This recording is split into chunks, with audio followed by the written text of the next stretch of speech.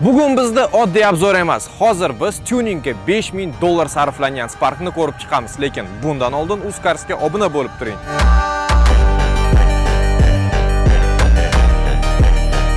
Avtomobilni tashqi ko'rinishida katta o'zgarishlar kiritilgan. Oldi va orqa faralar almashtirilgan. Obveslar, splitter, spoiler va kengaytirilgan g'ildirak qoplamalari o'rnatilgan.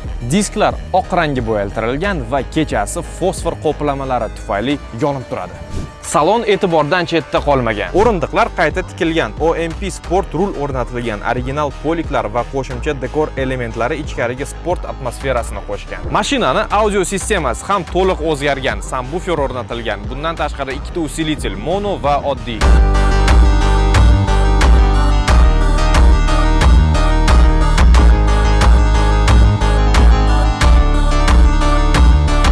Spark'da texnik jihatdan ham o'zgarishlar bor. Stage 1 proshivka va nullevik mavjud. Ushbu qarorlar Spark'ning dinamikasiga yaxshigina ta'siri bor. Kuzovga esa vidni o'zgartirish uchun ajoyib nakleyka va karbon qo'shimchalar qilingan.